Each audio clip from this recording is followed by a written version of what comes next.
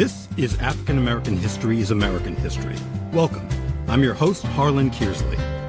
This program's goal is to foster understanding, promote discussion, and expand knowledge through stories of historical events, bios of unsung heroes, as well as timely and relevant news stories which hopefully will paint a vivid picture of the effects of segregation, discrimination, and bigotry on the lives of both blacks and whites. Paul Revere Williams was born in Los Angeles, California on February 18, 1894. He was a highly accomplished architect who embarked on designing homes and commercial buildings in the early 1920s. Over the course of his career, he designed approximately 2,500 buildings. Practicing mostly in Southern California, Williams designed the homes of numerous Hollywood celebrities, including Frank Sinatra, Lucille Ball and Desi Arnaz, Lon Chaney, and Barbara Stanwyck. Although a significant number of his designs were located in the Los Angeles area, many others were situated across the globe. Now, what's remarkable about Paul Williams is that he accomplished all of this as a pioneer, being African American in an industry that was predominantly white.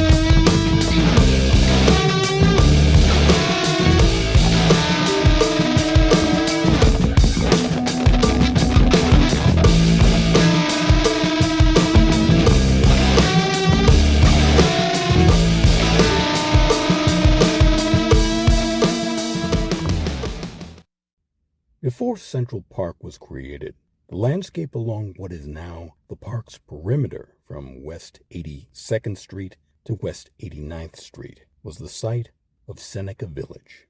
Founded in 1825 by free blacks, this was a community of predominantly African Americans, the first such community in the city. Many of the residents owned property. By 1855, the village consisted of approximately 225 residents, made up of roughly 2/3 African Americans, 1/3 Irish immigrants, and a small number of individuals of German descent. One of a very few African American neighborhoods at the time, Seneca Village allowed residents to live away from the more built-up sections of Lower Manhattan and escape the unhealthy conditions and staunch racial discrimination they faced there. Seneca Village existed until 1857, when through eminent domain, the villagers and other settlers in the area were forced to leave and their houses were torn down for the construction of Central Park. The entirety of the village was destroyed.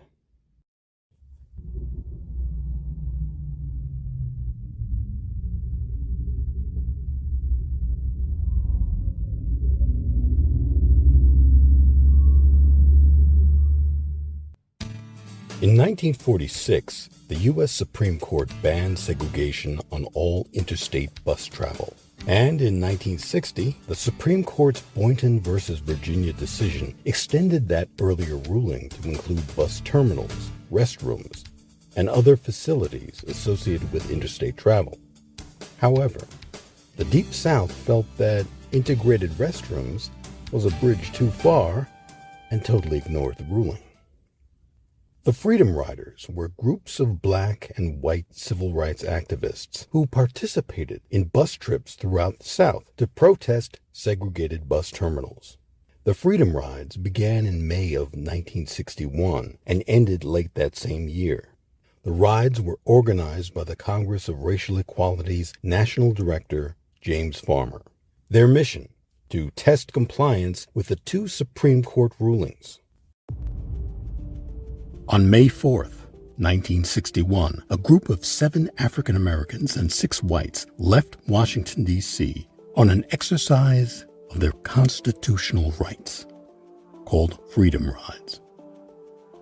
Many of the riders were still teenagers and needed their parents' permission to take part in the protests. Many were college students, like a young man named John Lewis, who would go on to be elected to the U.S. House of Representatives in November of 1986. Unfortunately, we lost Representative Lewis to cancer in 2020.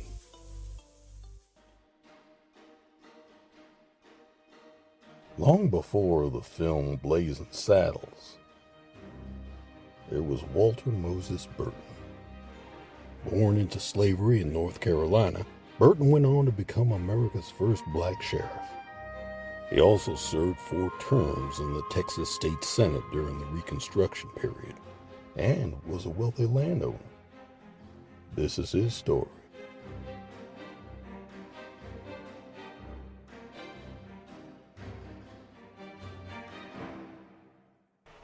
I'm Mrs. Fannie Lou Hamer, and I farmed on the Marlowe plantation for 18 years. I had charge of keeping up with the time and paying off, and I went down the 31st of August to try to register. And after I had gotten back home, Mr. Marlowe told me that I would have to go down and withdraw my registration or leave because they wasn't ready for that in Mississippi. And I said, Mr. Marlowe, I'm trying to register for myself. So I had to leave that same night after I had gone down in August. And then I spent one night with Mrs. Tucker, and after about 2 days in September, they shot in the house 15 times, thinking that I was there. Born October 6, 1917, in Montgomery County, Mississippi, the 20th and last child of sharecroppers Luella and James Townsend, Fannie Lou Townsend Hamer would grow up to become one of the strongest warriors in the fight for voting rights. In 1863, from July 13th through the 16th, in Lower Manhattan, the New York City draft riots took place. In addition to a staggering death toll, the riots had caused millions of dollars in property damage and made some 3,000 of the city's black residents homeless.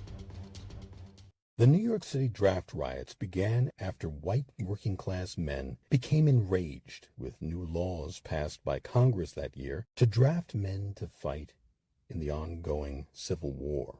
What began initially as a lawful protest intended to express anger at being drafted to fight for free slaves quickly turned into a full-blown race riot. White rioters began attacking innocent black people, and the violence spread throughout the city. The death toll was estimated at well over 1,000. Worse even than the 1967 Detroit riots and the 1992 Los Angeles riots, the New York City draft riots remains the largest, deadliest, and most racially charged urban disturbance in American history.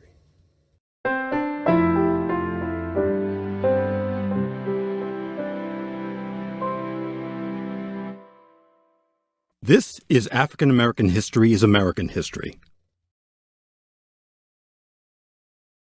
In the early 1930s, Duke Ellington and his band toured the segregated South. There, they faced racism at every turn. A young and stunning black performer, Frederica Carolyn Washington, affectionately known as Freddie, also traveled with the band. She was graceful and extremely light-skinned, which allowed her to, quote, pass as white in the color-obsessed South. During the tour, she took advantage of her skin color to slip into whites-only ice cream parlors and buy ice cream for the entire band. However, Washington refused to use her light skin for economic or social gain. Despite the harsh segregation and overwhelming prejudice against African Americans, she embraced her heritage. Unlike other actresses during Hollywood's golden age, like Merle Oberon, who was Anglo-Indian, and Rita Hayworth, who was Spanish-American, Washington refused to hide who she was in order to gain admission to white Hollywood. Frederica Carolyn Freddie Washington was born on December 23, 1903, in Savannah, Georgia, and moved to Harlem with her family during the Great Migration, when black families fled the Jim Crow South in search of new opportunities in northern cities. Even at an early age, Washington knew that regardless of her looks, she would always be considered a black woman by white audiences. Her green eyes and light skin simply did not meet the common white expectations of what an African American looked like during that era, unless she passed as white. Now, the term passing simply means the ability of a person to be regarded as a member of an identity group or category, such as racial identity, ethnicity, caste, social class, sexual orientation, gender, religion, age, and or disability status that is often different from their own. Racial passing allowed black Americans to sidestep racism faced by black people and claim the privilege of whiteness in public spaces. Now, this practice was and is seen by many African Americans as a way of outwitting the system of oppression and making fools of those who believed the nonsense of white racial purity and supremacy. But it also alienated those passing from their friends and family and their culture. A black woman at that time who passed might be considered white, but she ran a constant risk of losing her privilege once it was discovered that she was really black, and of being shunned by black people once they learned that she was claiming whiteness. Freddie Washington, instead of turning her back on her race, celebrated it. She immersed herself in the Harlem Renaissance, which during that time was growing into a cultural oasis and a breeding ground of African American artistic production. Already a talented singer and dancer, she became a chorus girl and then an actress, traveling to Europe and starring in stage productions in New York. In a 1945 interview with the Chicago Defender, Freddie Washington said, "Early in my career, it was suggested that I might get further by passing as French or something exotic. You see, I'm a mighty proud gal, and I can't for the life of me find any valid reason why anyone should lie about their origin, or anything else for that matter.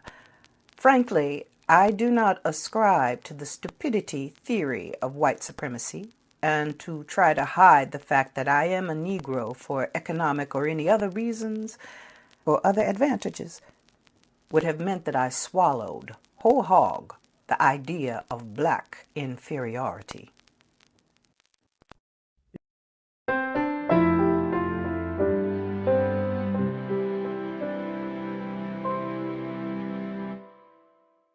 This is African American History is American History. The final straw came on a very rainy February 1st, 1968. As the rain came down in sheets, two black sanitation workers, Robert Walker and Ethel Cole, took shelter in the compactor of their truck. While waiting out the storm, a compressing piston malfunctioned, and the two men were crushed to death.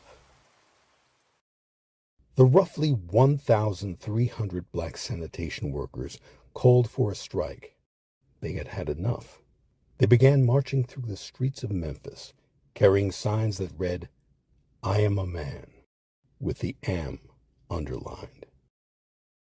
The strike stretched on for weeks. By the end of February, trash began to pile up like mountains.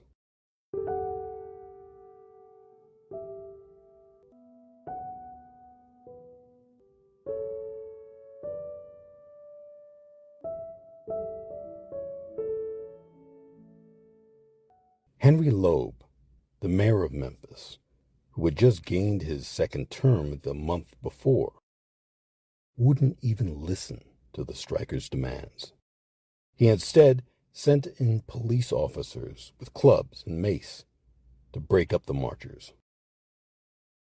The strikers' goal and their bravery reached the Reverend Dr. Martin Luther King Jr., who had just embarked on the Poor People's Campaign.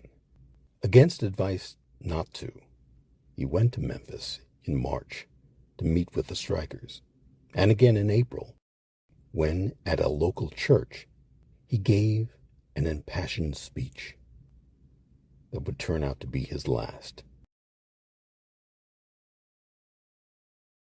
This has been African American History is American History.